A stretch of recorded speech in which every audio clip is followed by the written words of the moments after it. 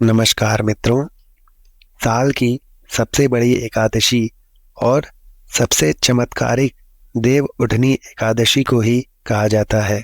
ये एकादशी 24 एकादशी में सबसे श्रेष्ठ मानी जाती है और इस दिन किया गया कोई भी उपाय कभी भी निष्फल नहीं माना जाता, अर्थात ये हमेशा लाभ ही प्रदान करवाता है। मित्रों, सभी भक्तगण देव उठनी एकादशी की रात तुलसी में एक चीज जरूर बांध दें के साथ ही गौ माता को एक चीज जरूर खिलाना चाहिए। वो क्या है, इस वीडियो के माध्यम से हम आपको बताएंगे मित्रों। लेकिन आपसे अनुरोध है कि यदि आप इस चैनल पर नए हो तो इस चैनल को सब्सक्राइब कर लें और ये जानकारी आपको अच्छी लगे तो इस वीडियो को लाइक अवश्य करें। ऐसी कौन सी चीज़ है जो हमें देव उठनी एकादशी के दिन ज़रूर खा लेना चाहिए? मित्रों, हर साल कार्तिक माह के शुक्ल पक्ष की दशमी तिथि के अगले दिन देव उठनी एकादशी मनाई जाती है। इस साल 12 नवंबर 2024 को देव उठनी एकादशी का व्रत रखा जाएगा। इस दिन हर्षण योग और सर्वार्थ सिद्ध योग दोनों का संयोग बन रहा है। इस योग में विष्णु जी की पूजा करने से साधक को मनोवांछित फलों की प्राप्ति होती है। इस दौरान माँ लक्ष्मी की पूजा करना और भी लाभकारी माना जाता है। हिंदू धर्म में देव उठनी एकादशी को बेहद खास माना जाता है, क्योंकि इस दिन भगवान विष्णु 4 माह के लंबे योग निद्रा से जागते हैं। भगवान विष्णु के योग निद्रा से जागने के बाद एक बार फिर शादी, विवाह, सगाई व मुंडन जैसे मांगलिक कार्य शुरू हो जाते हैं। इसे देवोत्थान और देव प्रबोधिनी एकादशी भी कहा जाता है। इस दिन विष्णु जी की पूजा पूरे विधि विधान से करनी चाहिए, जिससे प्रसन्न होकर वो मनोवांछित फल प्रदान करते हैं। देव उठनी एकादशी पर केवल निर्जल या जलीय पदार्थों पर ही उपवास रखना चाहिए। अगर रोगी, वृद्ध, बालक या व्यस्त व्यक्ति हैं तो केवल एक वेला का उपवास रखना चाहिए। इस दिन चावल और नमक से परहेज करना चाहिए। भगवान विष्णु या अपने इष्ट देव की उपासना करना चाहिए। तामसिक आहार, प्याज, लहसुन, मांस, मदिरा या बासी भोजन का सेवन बिल्कुल भी ना करें। इस दिन ओम नमो भगवते वासुदेवाय मंत्र का जाप अवश्य करना चाहिए। देवोत्थान एकादशी की पूजा विधि क्या है मित्रों?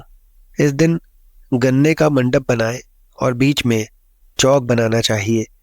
चौक के मध्य में चाहे तो भगवान विष्णु का चित्र या मूर्ति रख सकते हैं। चौक के साथ ही भगवान के चरण चिन्ह बनाए जाते हैं जो ढके रहने चाहिए। भगवान को गन्ना, सिंघाड़ा और फल या मिठाई अर्पित किया जाता है और घी का एक दीपक जलाया जाता है। इसे रात भर जलते रहना चाहिए।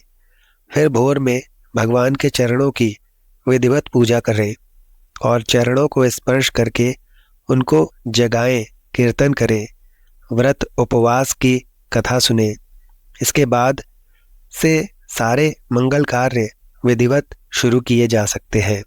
कहा जाता है कि भगवान के चरणों का स्पर्श करके जो भी मनोकामना मांगी जाती है, उनसे बोलकर कही जाती है, वह अवश्य पूरी हो जाती है। देव उठनी एकादशी के बाद तुलसी विवाह भगवान विष्णु के योग निद्रा से जागने के बाद उनके शालिग्राम स्वरूप का तुलसी से विवाह कराया जाता है। भगवान विष्णु को तुलसी सर्वाधिक प्रिय है। इस दिन मात्र तुलसी दल अर्पित करने से भगवान को प्रसन्न किया जा सकता है। इसके पीछे प्रकृति के संरक्षण और वैवाहिक सुख की भावना होती है। जो लोग इसे संपन्न करते हैं उन्हें वैवाहिक सुख प्राप्त होता है।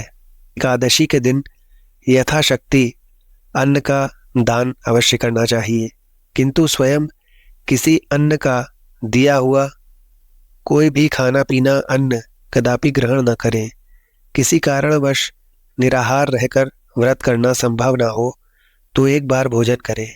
इस दिन दूध या जल का सेवन कर सकते हैं। एकादशी व्रत में शकरकंद कोटो का आटा, नारियल, आलू, काली मिर्च, सेंधा नमक, दूध, बादाम, अदरक, चीनी आदि पदार्थ खाने में शामिल कर सकते हैं जो उपवास में खाए जाते हैं। एकादशी का उपवास रखने वालों को दशमी के दिन मांस, लहसुन, प्याज, मसूर की दाल आदि निषेध वस्तुओं का सेवन नहीं करना चाहिए। एकादशी के दिन प्रातः लकड़ी का दातुन न करें। इस दिन वृक्ष से पत्ता तोड़ना वर्जित है। अगर स्वयं गिरा हुआ पत्ता लेकर सेवन करें, जैसे नींबू, जामुन या आम के पत्ते लेकर चबा लें और अंगुली से कंठ साफ कर लें। यदि यह संभव न हो तो पानी से 12 बार कुल्ला कर लें। एकादशी 11 के दिन व्रतधारी व्यक्ति को गाजर, शलजम, गोभी, पालक इत्यादि का सेवन नहीं करना चाहिए। एकादशी पर श्री विष्णु जी की पूजा में मीठा पान चढ़ाया जाता है, लेकिन इस दिन पान खाना भी वर्जित है। फलों में केला, आम, अंगूर, बादाम, पिस्ता इत्यादि अमृत फलों का सेवन करें। सूखे मेवे जैसे बादाम, पिस्ता आदि का सेवन किया जा सकता है। एकादशी तिथि पर जौ, बैगन और सेम की फली नहीं खानी चाहिए। इस व्रत में सात्विक भोजन ही करना चाहिए। तामसिक भोजन से दूर रहना चाहिए। मांस, मदिरा या अन्य कोई भी नशीले पदार्थों का सेवन करने से बचना चाहिए। इस दिन प्रत्येक वस्तु का भगवान को भोग लगाकर ही स्वयं ग्रहण करना चाहिए। जो भी वस्तु भगवान को भोग लगाएं उसमें तुलसी दल अवश्य डाल देना चाहिए। मित्रों, देवउठनी एकादशी के दिन क्या नहीं करना चाहिए? देवउठनी एकादशी के दिन भगवान विष्णु निद्रा से जागते हैं और इसी के साथ सारे शुभ कार्य प्रारंभ हो जाते हैं। मित्रों, हमें देवउठनी एकादशी के दिन दोपहर में सोना नहीं चाहिए। धार्मिक ग्रंथों में कहा गया है कि इस दिन भगवान विष्णु की भक्ति में लीन रहना चाहिए। देवउठनी एकादशी के दिन किसी भी व्यक्ति को भूल से भी चावल नहीं खाने चाहिए।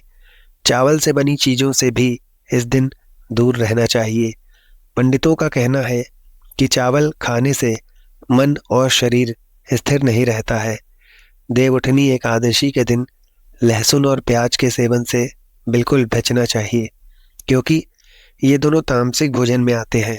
यदि आपने व्रत रखा है तो आप इन चीज़ों से दूर रहेंगे, लेकिन अगर आपने व्रत नहीं भी रखा है तो कोशिश करें कि सात्विक भोजन ही ग्रहण करें। देवउठनी एकादशी के दिन व्रतधारी को किसी के प्रति द्वेष की भावना नहीं रखनी चाहिए। हो सके तो इस दिन घर या घर के बाहर किसी से लड़ाई झगड़ा ना करें। मान्यता है कि ऐसा करने से भगवान विष्णु और माता लक्ष्मी नाराज हो जाते हैं।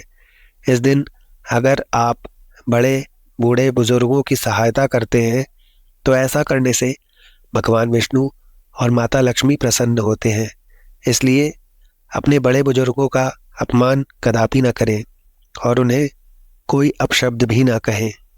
देवउठनी एकादशी के दिन भूल से भी माता तुलसी के पौधे को नहीं छूना चाहिए, क्योंकि इस दिन माता तुलसी और शालिग्राम का विवाह होता है।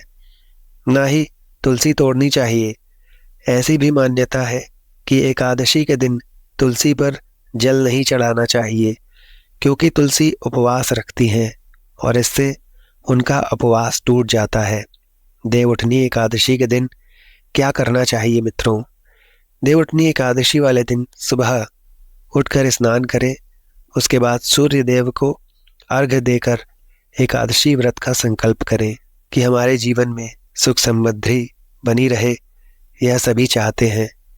तो आप इस दिन भगवान विष्णु को दूध में केसर डालकर उनका अभिषेक करें।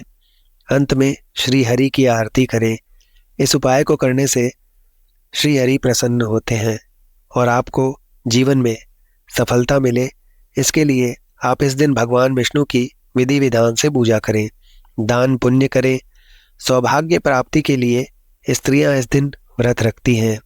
हो सके तो व्रत वाले दिन आप विष्णु सहस्त्रनाम का पाठ करें। देवउठनी एकादशी के दिन भगवान विष्णु को सफ़ेद रंग की चीज़ों का भोग लगाएं, इस दिन खीर या सफ़ेद रंग की कोई भी मिठाई का भोग लगाने से श्री हरि विष्णु प्रसन्न होते हैं। देवउठनी एकादशी वाले दिन आप निर्जला व्रत रखें, लेकिन अगर आप गृहस्थ जीवन में हैं तो फलाहारी उपवास रख सकती हैं। इस दिन ब्राह्मणों को दान दक्षिणा देकर उनसे आशीर्वाद प्राप्त करना चाहिए। देवउठनी एकादशी पर तुलसी पर किस रंग के वस्त्र चढ़ाने चाहिए? हिंदू धर्म में सभी देवी देवताओं को पूजा करने के साथ भोग और वस्त्र आदि चढ़ाने की परंपरा है। ठीक उसी तरह तुलसी को भी माँ लक्ष्मी का स्वरूप माना जाता है, इसलिए उन्हें भी वस्त्र अर्पित किए जाते हैं। लाल रंग की चीज़ें, लाल रंग के वस्त्र तुलसी माता के पौधे पर और तुलसी माता को चुनरी के रूप में चढ़ाना लाभकारी माना जाता है। ज्योतिष शास्त्र के अनुसार लाल रंग मंगल का प्रतिनिधित्व करता है। शास्त्रों के अनुसार देवउठनी एकादशी के दिन तुलसी माता को लाल रंग के वस्त्र चढ़ाने चाहिए। ऐसे में अगर किसी के कर्मों के कारण मुंह से अपशब्द भी निकल रहे होते हैं तो उन्हें भी यह लाल वस्त्र रोक लेते हैं। इसके साथ ही धन संपदा, सुख समृद्धि की प्राप्ति करवाते हैं। चढ़ाए लाल रंग के वस्त्र, तुलसी के पौधे में लाल रंग की चुनरी चढ़ाना बहुत लाभकारी होता है। मित्रों, देवउठनी एकादशी के दिन हमें पीले रंग के वस्त्र पहनने चाहिए, जिससे भगवान विष्णु का आशीर्वाद हमें मिले। और नहाने के पानी में एक चुटकी हल्दी डालकर स्नान करें। उसके बाद पीले रंग के वस्त्र पहनकर भगवान विष्णु की पूजा आराधना करें। इससे कैरियर में आपके सुधार होगा। आपके कैरियर में बाधा आ रही हो, देवउठनी एकादशी के दिन भगवान विष्णु को केसर वाले दूध से अभिषेक करें। ऐसा करने से आपकी सारी परेशानियां दूर हो जाती हैं। यदि विवाह के योग्य किसी व्यक्ति को विवाह से जुड़ी परेशानियों का सामना करना पड़ रहा है तो देवउठनी एकादशी के दिन विष्णु जी की पूजा के दौरान केसर, हल्दी या पीले चंदन का तिलक अवश्य करें। उसके बाद भगवान विष्णु को पीले रंग के फूल अर्पित करें। ऐसा करने से विवाह के योग शीघ्र बनने लगते हैं। मित्रों, कर्ज से मुक्ति पाने के लिए देवउठनी एकादशी के दिन पीपल के पेड़ पर जल चढ़ाना चाहिए। इसके बाद शाम को पेड़ के नीचे दीपक जलाना चाहिए। ऐसी मान्यता है कि इन उपायों को करने से व्यक्ति को जल्दी ही कर्ज से मुक्ति मिल सकती है। धन की कमी कभी नहीं होगी यदि कार्तिक माह में तुलसी की पूजा किया जाए। देवउठनी एकादशी के दिन तुलसी के पौधे में गन्ने का रस अवश्य चढ़ाएं। इसके बाद देसी घी का दीपक जलाकर तुलसी माता की आरती करें। मान्यता है कि ऐसा करने से व्यक्ति को कभी धन की कमी नहीं होती और उसके जीवन से सभी कष्ट दूर हो जाते हैं। तो देवउठनी एकादशी के दिन तुलसी के पत्र बिल्कुल भी नहीं तोड़ने चाहिए, वरना भगवान विष्णु रुष्ट हो जाएंगे। देवउठनी एकादशी पर इन चीज़ों का दान अवश्य देना चाहिए, जिनमें गेहूँ, धान, मक्का, बाजरा, उड़द, वस्त्र, सिंघाड़ा, शकरकंद, गन्ना, मौसमी, तमाम फल, केसर आदि, हल्दी, मोरपंख, शंख आदि का दान करना बहुत शुभ माना जाता है। दान करते समय इस बात का ध्यान रखें कि इस विषय में किसी तीसरे व्यक्ति को गलती से भी अपने दान के विषय में ना बताएं, क्योंकि दान को जितना हो सके उतना गुप्त रखना चाहिए। मित्रों, हमारे वेदों और पुराणों में ऐसी मान्यता है कि दिवाली के बाद होने वाली इस एकादशी के दिन ईश्वर का उत्थान होता है। इसलिए विवाह, उपनयन या गृह प्रवेश आदि जैसे सभी शुभ कार्य देवोत्थान 11 के बाद ही शुरू होते हैं। इसी कारण इस 11 के दिन तुलसी विवाह भी किया जाता है। घरों में चावल के आटे से चाक बनाया जाता है तथा बांस के छत्र के बीच भगवान विष्णु की पूजा की जाती है। इस दिन पटाखे भी जलाए जाते हैं। देवोत्थान 11 को आमतौर पर छोटी दिवाली के नाम से भी जाना जाता है। 11 के इस दिन से मंगल का संवाहक फिर से अपनी शक्ति प्रदान करता है। कार्तिक शुक्ल एकादशी के दिन तुलसी विवाह के साथ ही घर में सभी सकारात्मक कार्य सुचारू रूप से किए जा सकते हैं। तुलसी का पौधा प्रकृति का चित्रण करने के साथ ही एक औषधीय पौधा भी माना जाने के कारण लाभप्रद होने से सभी को दान में दिया जाता है। 4 महीनों की निद्रा से भगवान विष्णु के जागने के बाद उस क्षण के बाद से सभी शुभ कार्य किए जा सकते हैं। मित्रों, ऐसा कहा जाता है कि नियमानुसार देवोत्थान एकादशी भगवान विष्णु के शालिग्राम रूप और देवी वृंदा तुलसी के विवाह का दिन होता है। भगवान विष्णु की निद्रा के 4 महीनों के दौरान सृष्टि के कार्यों से मुक्त होने पर, भगवान विष्णु के शांत हो जाने पर, जब महादेव कार्यभार संभाले होते हैं और भगवान विष्णु जब जागते हैं तो उनके जागने के बाद ब्रह्मांड के प्रबंधन कार्यों को वे फिर से प्रारंभ करते हैं। अतः इस दिन पूर्ण समर्पण और विश्वास के साथ भगवान विष्णु की पूजा की जाती है। दिन के उजाले में घर की छत पर दीपक रखकर आनंद और सुख में वृद्धि करने के लिए रात में रोशनी करके घर के किसी भी हिस्से में अंधेरा नहीं होने देना चाहिए। मित्रों, आखिर श्री हरि निद्रा में क्यों जाते हैं? एक समय की बात है, भगवान विष्णु से उनकी प्रिय लक्ष्मी जी ने कहा, प्रभु, आप पूरे दिन जागते हैं और जब निद्रा लेते हैं तो वर्षों के लिए निद्रा में चले जाते हैं, जिससे प्रकृति का संतुलन बिगड़ जाता है। इसलिए इसे समझते हुए योजना के अनुसार निद्रा लें, जिससे मेरी भी मदद हो जाए। लक्ष्मी जी की बात सुनकर भगवान विष्णु मुस्कुराते हैं और उत्तर देते हैं, देवी, आपने सत्य और उचित ही कहा है। मेरे जागने से अन्य सभी देवताओं को और विशेष रूप से आपको मेरी सेवा के कारण विश्राम नहीं मिल पाता है।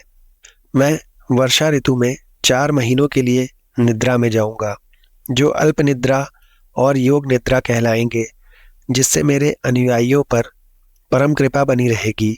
इस अवधि के दौरान मेरी निद्रा की भावना का ध्यान रखने वाले सभी भक्तों के घरों में हमेशा आपके साथ वास करके कृपा बरसाऊंगा।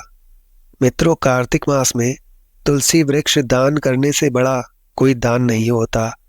पृथ्वी लोक में जो इस प्रकार दान करता है वो परम सौभाग्यशाली होकर धन धान्य से परिपूर्ण हो जाता है।